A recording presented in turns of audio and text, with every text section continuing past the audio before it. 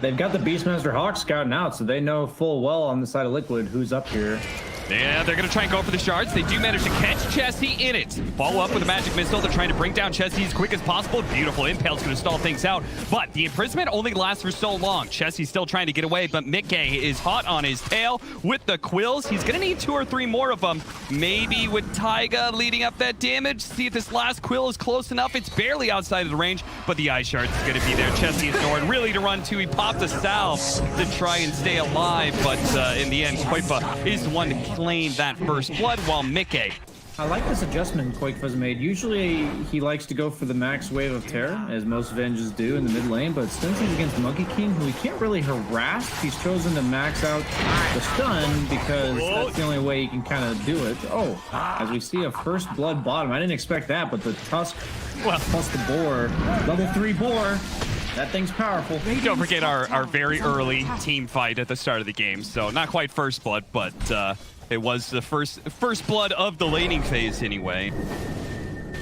Yeah, looks like Star Undying just get a little bit too far ahead of himself in that lane, which is something that I think is very easy to do with the Undying versus Tusk matchup. Now we're going to watch Supreme maybe get away. High ground hit. Evasion? No, the blast comes through. Rather than going for our carry. And Mickey is going to try cure the bounty runes. Era does have a stun though, so should be able to get it. No big deal. He's going to be chased down though. They're going to do a lot of damage to him. Charlie also going to be forced to back up as his Undying goes down. Era does indeed fall. Which means that they're not doing anything else on the map. Coddle is doing his job by taking no experience and then also stacking. So it's like quadruple the efficiency because you're getting it out of lane and then you're also getting it out of jungle. Oh, turn around, Primal Roar. Boxy immediately TPing out. Very smart. A snowball over to the side is only going to delay his death as Taiga is certainly going to be gone here. But still, they traded 1 for 1 and they forced rotations. I'm sure Liquid is still going to that exchange. Yeah, that was absolutely sick. Roaring the Monkey King to make sure he couldn't get stunned before the TP. The next stun was just a tad too late there. As Quakefa gets the Arcane Rune, could be a bit trouble, but Era's at least going to pay with his life. Yeah, Supreme turning his attention onto Boxy instead of going for Koifa here. Maybe just because he knows Koifa is pretty tanky to physical damage thanks to all that extra armor. And Supreme is getting kited around. Oh, that magic missile just did so much damage. And now Zippe, he's going to die too. This boar, it's relentless and it's not letting him go anywhere. Koifa with the triple kill. Oh, they're going to get a quad? Venge is weak early. She is now weak later. And he is now at a triple kill. Maybe an ultra kill? No. Yeah, Charlie does manage to get away because the Nyx is already back up. Yeah, the Venge is one of the few heroes that he actually took time to talk to me about, which was like, it's really cool to hear his perspective on like the timings of the hero. He's pretty much like, yeah, you get nags and then you just run around. And if you die, you run around some more because your illusion moves 30% faster. Nice, picking him up halfway through the impale means Instania took no damage from that spell. Yeah, they're making such good use of the Keeper of the Light. If you look at their draft, it's just genius because as we see another Roar mid. Undying, I guess he's willing to tank it. Summons alone should probably just finish him off, yeah. Snowball, picking him up, putting him right into an impale underneath the tier 1 tower with the OD ultimate there, as well as the boundless hit here from Supreme. Now Supreme's going to be focused down pretty quickly. He's healed up by Charlie. Maybe he can still turn this around. They do have the Vendetta hit onto the Bristleback, but ultimately does do enough to be able to bring down the Monkey King. There goes a lot of your damage, and there goes Hightcoast backing it up. Backing away. But because he has a Keeper of the Light, he turns into that. Sure. So I think what Liquid does a really good job of is specifically recognizing these duos of heroes that work so well in tandem. One magic missile. You can throw another one pretty soon here, but he's actually getting imprisoned. Zippe is going to be able to get over the side. The blast is going to bring him down, but he's like, hey, I'm good with that. Koifa's going to die, and Hightcoast. Look at his farm. He's got Vanguard, Hood, and a full halberd at 15 minutes in. He's 2,000 gold ahead of second place in the network, and that's quick. Oh, perfect. There's not much of an animation to Snowball. Really well done by Taiga. He's going to maybe get himself denied. Oh! Throws down the Sanity's Eclipse, but it's too late. Oh, come on, Liquid. You could just tip Taiga. I feel like that was... No. wrong, and one of those things going wrong is their triangle being taken over by this Bristleback. They're going to make the rotation, though, down to bottom lane, thanks to the relocate and Era setting up. This is kind of what the synergy of their draft had. Era trying to do everything he can to stop Liquid from rolling onto the Hightcoast side of the map. Oh, better not summon a Hawk. Supreme, he's pumping his ultimate. He's going to let it out now. Goes straight for Boxy. See if they can chain stun him before the Primal Roar goes out, but they cannot. He gets a Force Staff out of the Wukong's command. Still gets off his Primal Roar. Does a nice job of retreating here. Koifa's going to be caught inside of this mess, though. He's going to turn and fight, though, because he still has his Aghanim Scepter to be able to rely on. He gets popped, gets brought down. They are going to be able to get a little bit more as the Dying Tombstone is just in a perfect spot there. Mickey is playing underneath it like he just doesn't give a damn, though. And it looks like he probably doesn't give a damn. As the last hit is still not there. Somebody, please, for the love of God, hit this Tombstone. They finally do, while Mickey is going to be stalled up by the Meteor Hammer with the imprisonment, while the Koifa Illusion is going to go for Supreme. Already brought him back to the doom of Taiga, who blocks him in with the shard as well. He's going to get an imprisonment save. This OD is doing a lot of damage. Box is getting a pop in the end there, but it looks like they're going to lose their Monkey King. If they lose their Monkey King, again, there goes a lot of their damage. They're just on full retreat now, as Chessie will do what he can to stall them from running back, but ultimately he does respawn on the illusion. He does, but he's going to be back to full health and full mana, so Koifa is covered by Mickey in that regard. Uh-oh, they're going to relocate in. Maybe they will take advantage of this. Insania is here, though. They do have a few more seconds. He can maybe recall some people in. Meteor Hammer lands on a Koifa's head. They're going to try and pop him real quickly. He managed to get the magic missile stun. He's down. Taiga is now up, maybe recalled by Insania. He really down? Jesse trying to get away, but he's going to be swapped back again. This illusion. They keep on killing the Vengeful Spirit at the start of these fights. Oh, the fact that he's allowed to play alone like this is just like he's just getting away with murder in the top lane. Like, you see how they're able to play 3 lanes. That's the power of the Liquid lineup, as now they can collapse on bottom with the Coddle recall. Yeah, Mickey. Really good blast there from Insania, pushing Zibe up onto the high ground. They know Chessie's still here, too. Chessie did not have a TP, and I think they spotted that. They're going to go for the Meteor. That's not going to go up in time, though. Trapped underneath his tier 2 tower. Io's just now getting to the tier 2, and he's already forced a TP back, not even attempting to go for a trade. They're not missing out on any efficiency on the side of Liquid going for the sword. Swap immediately breaking the tether. Supreme's going to get bursted down just like that. He's gone with no buyback. Tombstone is out on the side here. Mickey's going to deal with that Force Staff. Gets him out of the Meteor Hammer stun just in case. Zibe very likely to die. And Liquid really showing that with the last couple picks in this draft. Avenge Beastmaster, all about that 5-man. Dampen AC now on Mickey. Insania's going to die at the start of this fight, but once again, Supreme goes in. Maybe he can actually get off the Wukong's command. He's going to be okay. The rest of the Liquid did not come up into this triangle. Instead, they push forward to catch the OD, and they kill him, but it might cost some of their heroes their lives. Koifa is going to be dancing away here. Now that Wukong's command is gone, they have to relocate. That pulled some heroes out. They're going to return back, though, to a team fight that's going to be very tough to take. The Tombstone's still around here, but again, the power of Mickey and Koifa just not really caring. He's also got the 20 quill stack talent on Mickey. His damage output's insane. Swap again. Supreme underestimating the range that this level 3 swap gives you. As we can see, Koifa is like, whatever. Die to a tier 3. I've got my illusion still here.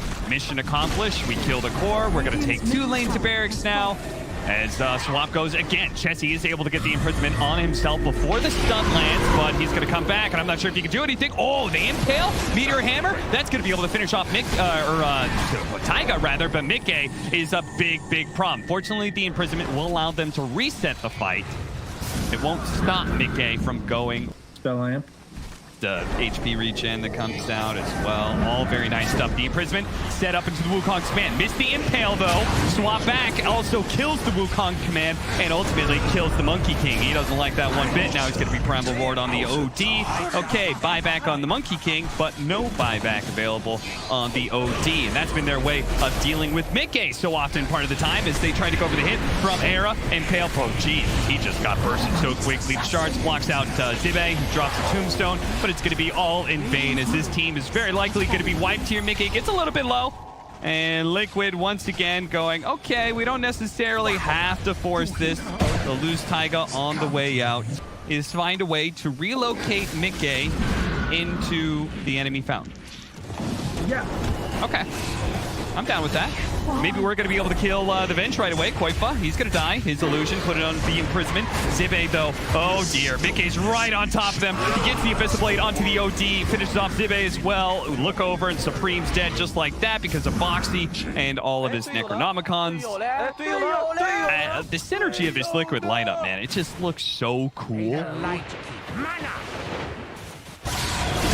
think when you look at the Radiant lineup, you see a lot of individual pieces that counter the individual pieces of the Liquid lineup, but I think the overall picture is just so much more well-rounded on the side of Liquid, and you're seeing it play out in these 5v5s. It's like Nyx, OD, 1-to-1, very nice against Bristol. Just purely based on the fact that none of their heroes want to. I love the production. They're like, okay, we noticed something about these Liquid games. We'll go to the casters, but real quick, we got to go into the game because Liquid, they did the same thing. Koifa is level 3 now. That poison attack starts to add up a lot, doubles up in the damage, as it looks like he's going to go down on the 5 position Bristle. I don't get to say that very often. Really high amount of experience as well, so he's still going to get those high levels of Sleight of Fist very, very soon. Never refuse good given. Curious to see what Koifa's next item is here, as Boxy has bought the Midas, has it pretty early, 10 minutes in for Invoker. Zibe, you are not a core bristleback, my friend. You can't just run at people full-on aggro like you're invincible. What do you mean, man? He's 6-slotted. Look at his inventory. Is he really? Oh, look at that. He's got 8 items. Yeah, you're right. He's actually 8-slotted. All right, there goes the Rod of Atos. They're going to reveal that one as they start going on to the Morphling. He's going to shrink Morph all he can and will manage to get out thanks in part to the rotations. Oh, nice pushback there. Era also pull in on Mickey to quickly surround that Earth Spirit. Mickey still has the haste rune, so he could chase some more heroes down if he wants to. Gets the Chakra Magic, had another Slight, but figured, I mean, they've got Io, Morphling, Darkseer. You said heroes that don't want to move around and make kills happen. Oh, Tornado. Stania does have Taiga here to be able to block him off. Zibe, I keep forgetting that this this little guy, man, he's so squishy. Then again, so is Koifa when he's surrounded by 4 heroes, but tower is under attack. See, Liquid is going to try and defend here. Arrow tries to make the initiation a little bit off the mark there with that roll in, and unfortunately he's going to pay the iron price. His blood is spilled on the battlefield. The tower does indeed die though, Brian. You're absolutely right about that one, but the tower is also, again, going to come at a cost. 2 heroes down, perhaps Green maybe going to die here as well, out of the EMP, out of the Stun Strike, so he is okay for now. Mickey, got to be careful of that, turned into the Ember Spirit and had the shackles on him. Supreme, uh-oh, here comes the damage, here comes Taiga. They're going to throw a lot of tag team damage onto him, maybe Sloth. Oh, they managed to get in front of him. Here comes the Bristleback. Zibe's here to defend his Supreme. Oh no, the Morphling's dead. Zibe's dead too. On paper, it's like, yeah, it's really countered. It's a really good hero, but they picked like 4 counters. Let's just move it to support. And then you just don't have a support. Zibe is going to give his best rendition of Contortionist. Try and be as flexible as possible to get out of that gank, but he does not. I was wondering what you meant by Contortionist. Oh, you're talking about flexibility, you know? That's true. It's true. It's good. It's a good one. I mean, they're trying to be.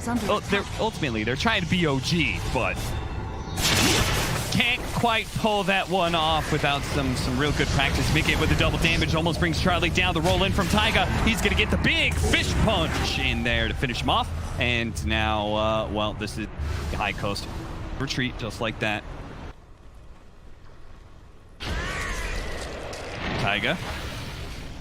Not quite catching there, but Mickey can. Gonna get the twofer. Lock him down with a Rod of Atos. They can go for the carry here. They can go for the Morphling. Supreme's already dead. Tornado up in the air. The Darkseer had just used his surge. So beautiful timing there from Boxy with a clock switch. Invoker catching him out. It is pretty crazy. I have to assume this is something they've tried out in this 5-position Bristleback. They probably tried it out. Radiant's middle tower is Green. under attack. Honestly, this looks like something where I don't know how we deal with this. We don't have enough bans in the first round. How about we just deny pick the bristle? Is under attack. You and I. Actually, pretty sure that's how that would go. Radiant structures. If there's a loser's interview, you can ask, but I don't think there is one. Dire's bottom Of this game. tower Yeah, has fallen. whenever you're winning like this, you gotta bring up the scoreboard and say who are the feeders? Who are the feeders on the winning team here? I mean, who are the team players, Brian? Such a carry mentality to assume that death means feeding. I win with the conservative approach. Dire's middle tower. Or maybe is you under could As Mickey now teaches act bottom. like a bougie, intellectual and say that you're quoting King Leonidas. Oh yeah. I'm not sure if he actually in reality said that. Sounds like a Sounds like something that'd be hard to disprove. So I could go with it. yeah, absolutely. Chesty. Oh dear, that's a BKB on Mickey. A BKB with a double damage, and I'm pretty sure those letters, all combined, BKB and DD, combined to say that Hightcoast is dead. Let us fight. I feel like there's no way those letters combine to say that, but It's code, Brian. You wouldn't understand. is under okay, attack. fair enough. It's support talk. Yeah. all the 4 and 5 positions out there totally understand me. Hey, you know what? Hey, shout out to Hightcoast.